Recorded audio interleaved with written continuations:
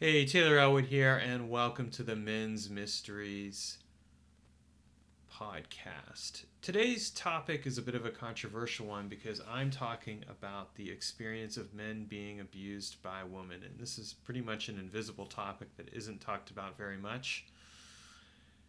And I'm talking about it because I read a book called Abuse of Men by Women by Ann Silvers. And you can see the cover right here on my Kindle. This was a really triggering book to read for me because I definitely identified myself in some of the experiences that were shared there, and it made me aware of kind of that reality.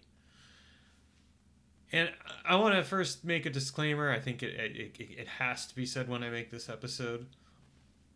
Men have definitely abused women, and it is not acceptable in any way, shape, or form.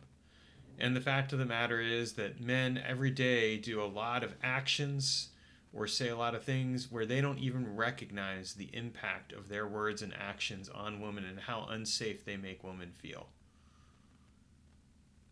That's something that we men need to continue working on and owning. So I am by no means condoning abuse of any form in any shape whatsoever, and I'm not letting men off the hook of that because the fact of the matter is it's true. I mean, I grew up with a father who was physically, mentally, and emotionally abusive to his partners as well as to me.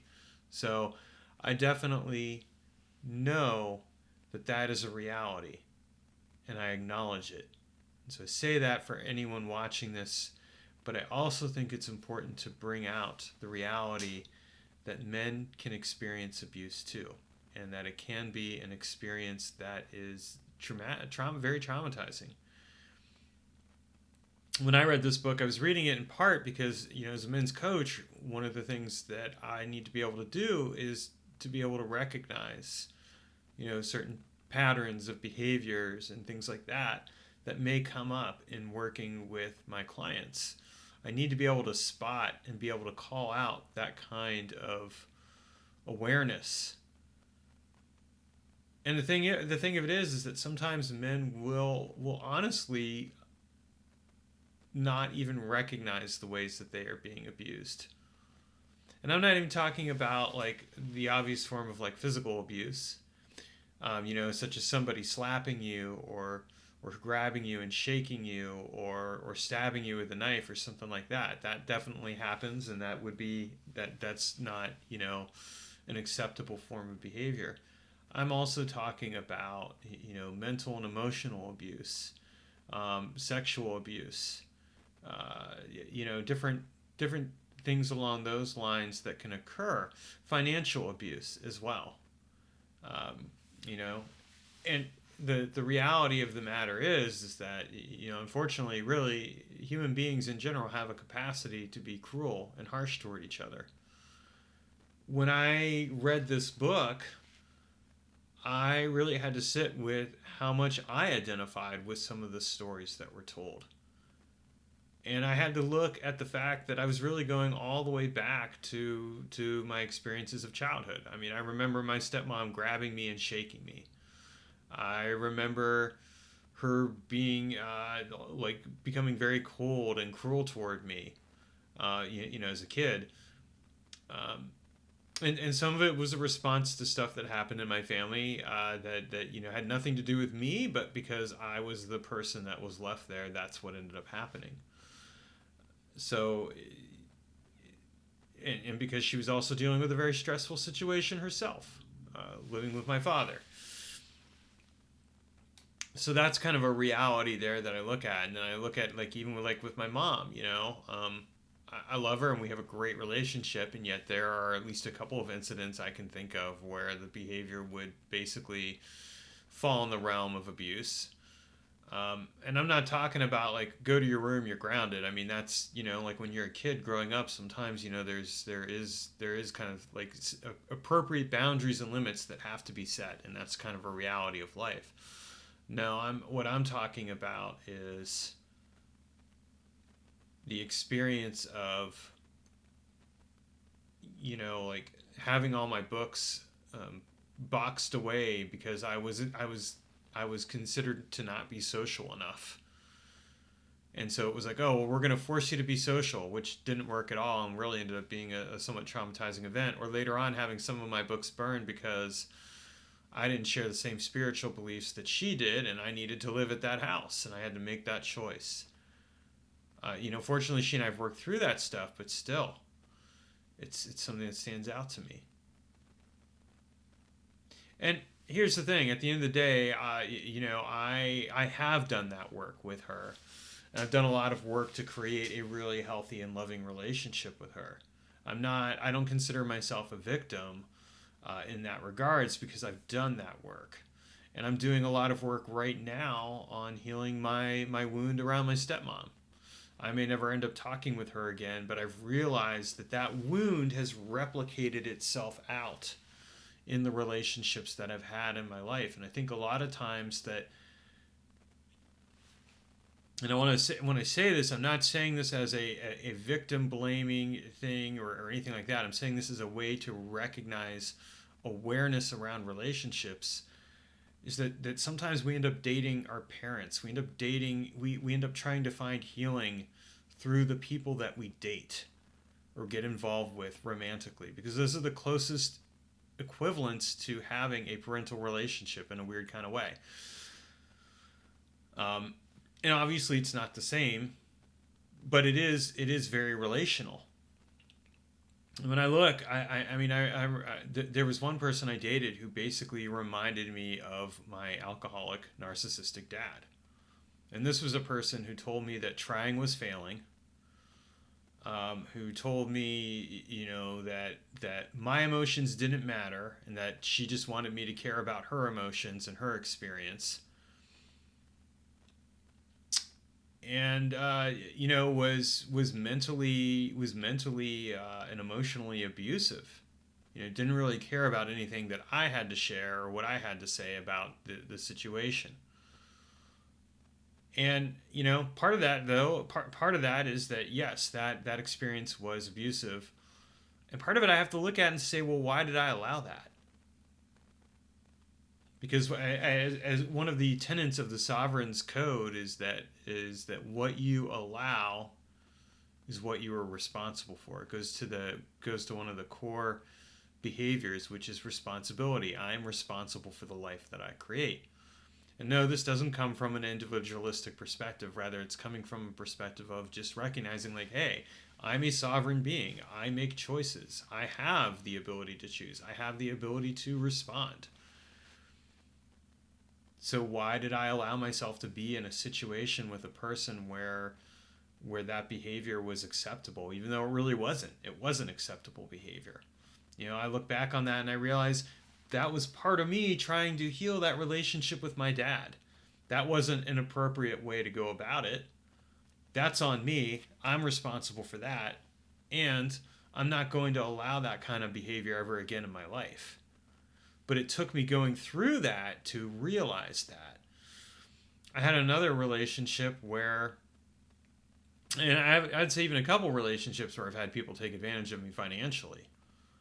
I had one where I ended up paying most of a student loan off for somebody that didn't, and this was a person who didn't want to really be with me, but was living with me and was able to kind of take advantage of the fact that I wanted to be with her and use that as a way to have influence over me. And again, I look at that. I made that choice.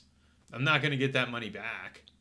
I made that choice out of a place of I wanted to show her that I loved her and wanted to be with her, and that it was important to me that we were building a life together. Never mind that there were aspects of that relationship that were extremely dysfunctional. A huge part of that I've really kind of had to sit with is part of what I'm recognizing is that the abusive pattern here is that it goes all the way back to this dysfunctional relationship, like with my stepmom, for example, who was really my first mother figure, because I didn't get to live with my mom until I was 14. I lived with her from when I was 1 or 2, but I didn't even have any real memories of that.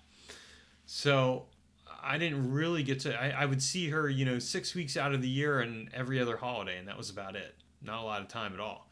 So it wasn't like we really got to know each other in a real deep or meaningful way. What I came to recognize is that the patterns of behavior in my life that I was experiencing around relationships, like romantic relationships, were really based out of trying to heal these older wounds. Now, what does this have to do with this whole concept of abuse? Well, if we grow up in a situation where we were abused, there is a good chance that we're going to settle for or allow or be okay with abuse because that's normal behavior for us. It doesn't mean it's acceptable, but it's what we've essentially been normalized toward. We've been normalized toward trauma. And until you recognize that as such, you'll continue to allow it.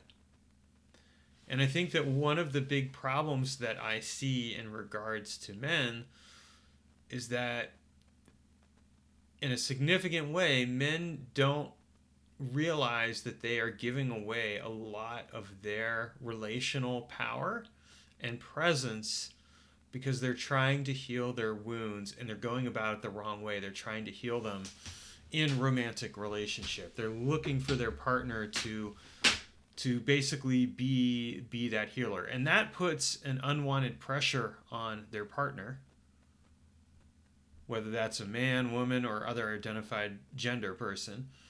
It puts a lot of pressure on them, unwanted pressure that typically that can create a lot of stress in the relationship. Because when you are trying to heal yourself in relationship with another person, you're essentially stress testing that relationship, and it's going to break. And this is a pattern that I came to recognize about myself when I looked at my relationships. All the romantic relationships that I've been in up until, well, now, have been ones where I have stress tested them in some form or manner because I've been trying to heal my trauma through those relationships. That's my responsibility. That's not on the people that I was with. And it's my responsibility that I did not recognize the red flags and see that these red flags were really as much about me as they were about the other person. Because I was essentially allowing behaviors that were unhealthy for me. So this is a really significant theme and aspect of this work that we have to look at carefully. Because when I do the kind of work that I do with men, one of the things that I do is I really look at how to identify the patterns of trauma that show up in relationships. And it's not because I think that they should be, that the person should break up with somebody or anything like that. It's rather that I think it's important to acknowledge how trauma is a relational connection as much as it's an internal connection. We look for the people that mirror what we are seeking in our lives. And if we're seeking healing, even if we don't fully recognize that, even if we're not fully aware of it, that seeking of that healing will create the overall experience of that I'm talking about here. So this is a really important thing to recognize in regards to our relationships and the way that we connect to the world around us. Reading this book about the abuse of men by women, what really stood out to me was how, in one sense too, men essentially would put up with a lot of behavior because they didn't want to be alone. And they wanted the approval of the person that they were with.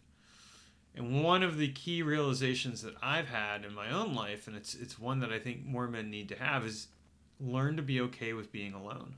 Learn to be okay with being in solitude. Learn to actually be in brotherhood, because the true medicine here is community. It is found in community and connection with other people in general. Like putting all that pressure on one relationship, which is what so many men do, when it comes to romantic relationships is they put all that pressure, all that their needs and desires onto that relationship is unrealistic and unhealthy. It significantly impacts the way those relationships unfold. And it's one of those things where it's a very codependent need. And codependency is a codependent person is essentially ripe for being in abusive situations, because a codependent person will put up with a lot of behavior and actions and choices because they're afraid of being alone. They want to be needed, and because in their own kind of way, they're trying to control the relationship by staying in it. And they're trying to control the other person, and that's an abusive aspect there to kind of really look at. Like, the codependent person can be an abuser too, and it doesn't have to be an obvious form of abuse. It can be something as subtle as that, because manipulation is a form of abuse. So when we recognize this about ourselves, this is really important to learn how to be okay with being on our own. One of the crucial steps that I've been taking this year is learning how to be okay with being alone. In fact, learning how to love being alone. Learning how to love my life and myself as I am, so that whether or not I'm with somebody, I am perfectly fine. And in fact, that I can walk away from a potential romantic situation because I'm not fixated or attached to being with that person. I'm not fixated or attached to trying to have a relationship with them. I can let that go, and I can just be with myself and love and respect myself. And when you learn to love and respect yourself, which is another key tenet of the Sovereign's Code, what ends up happening is that you essentially transform your relationship with yourself and with other people, because you're no longer going to allow unhealthy behaviors in your life. You're not going to allow somebody to throw a temper tantrum and scream and cry and be upset. I mean, they can scream and cry and be upset, but you're not going to necessarily put up with it. Or you're not going to put up with someone calling you names or telling you to fuck off, or treating you like shit because they know that you won't leave them. You can be like, yeah, I'm going to leave you. Like, if you're going to be disrespectful toward me, I'm done. I will be respected. And if you're not going to respect me, you can walk right out that door. That is when you are developing a healthy self relationship with yourself. And in the process, saying, I'm not going to put up with abusive behavior anymore. And this is something that we men need to get better at doing. We need to be able to walk away from situations that aren't healthy for us. And at the same time, I think it's really important for men to also own that they have covert contracts, covert expectations. Like, if I get into a relationship with somebody and I expect that if I do all these different activities that they're going to want to have sex with me, it creates a very transactional approach to sex, and that can create its own stress on the relationship. It can create its own stress. Like, if we have and this isn't even just related to sex, it can be anything. Like, if a man's like, I did all these things and I want her to hold me. Well, if you don't speak up for what you want and need, you're probably not going to get it. And that's, because she doesn't know, he doesn't know, they don't know. And until you say something, they're not going to know. So we have to learn to speak up for our needs and wants and advocate for yourself. And when you learn to speak up for your needs and wants and advocate for yourself, when you become more assertive, then you're not going to put up with behavior that would be that demeans you or is abusive towards you. Because you're going to say, I have a level of respect and value for myself that is important. I'm not going to put up with bad behavior. And at the same time, you're also not going to be a person engaged in bad behavior. Because, like, look, if you're doing covert contracts, you are engaged in bad behavior at that point. Like, you're basically trying and hoping that someone will give you something without saying anything, and then you get resentful and angry and you blow up or whatever. That's also just as problematic. And so the reason I'm mentioning that is because I also don't, in watching this video, I don't want you to think, well, like, There it goes. There's the proof that I'm the victim here. No, you're not. You're not a victim. I mean, growing up, I can genuinely say I was a victim. I was a little kid. I didn't have the autonomy or the ability or the means to walk away from my situation with my dad or my stepmom. And even when I kind of had that autonomy, I was a teenager with my mom. I was a teenager. I still needed a lot of help because I was still getting ready to get to the point where I could be grown up. I mean, I had a job at the time. I didn't even have a job at the time my books got burned. So I was fully reliant upon her, and the car that I had was actually hers. Like, I had no way to really take care of myself. I was gonna have to need her, and so I did what I had to do. So I want to be clear about that, and I also want to say that, like, when you're in a situation and you're an adult and you are in a situation where someone's being abusive to you, I'm not trying to minimize your pain and say, oh, like, because the thing is I've been in that position. I've been that person who's put up with a lot of bad behavior. I've also been someone who's engaged in some bad behavior.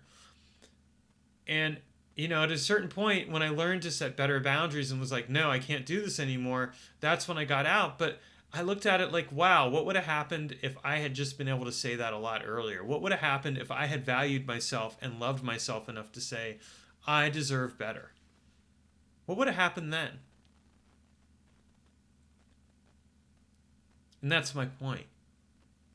When we start taking better care of ourselves, when we start taking responsibility for ourselves, when we say, my self-care, my self-respect, my self-love, my ability to respond matters, and I matter, then the behaviors that we're willing to put up with significantly decrease. And in fact, we stop putting up with behavior altogether because we start saying, hey, I am worthy of being treated in this way. And if you're not going to treat me that way, I will walk away.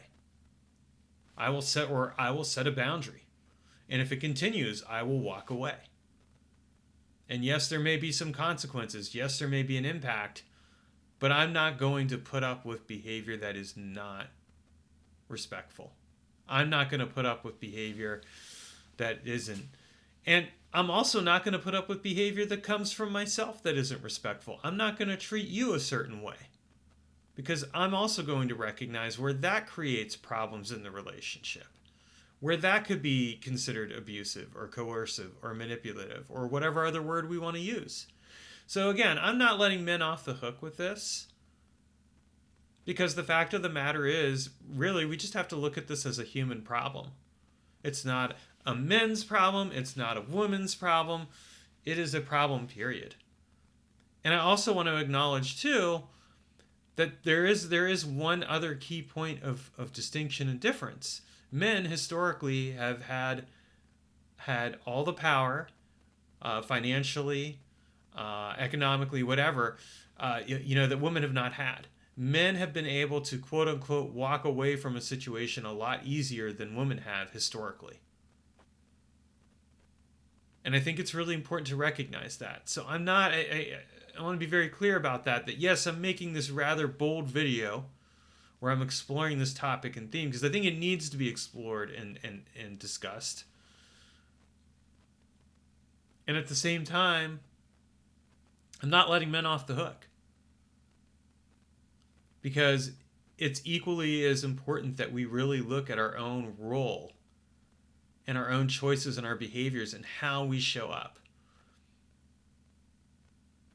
Abuse of any form, whether it's mental or physical or sexual or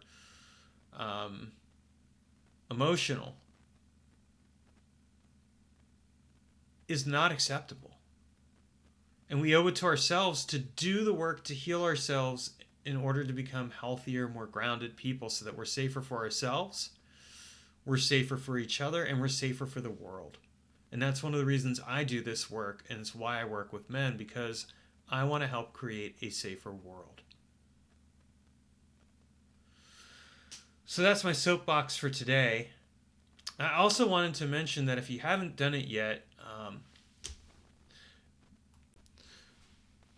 my book,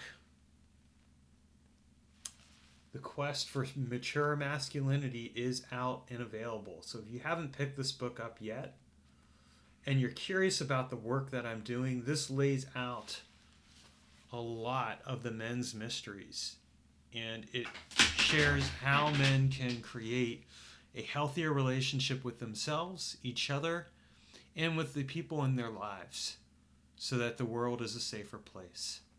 So if you're interested in checking that out, go to inneralchemycoach.com and go to the book section and check out that book and pick it up and get started reading. It is available also in audiobook. Thank you, and I hope that this episode was helpful.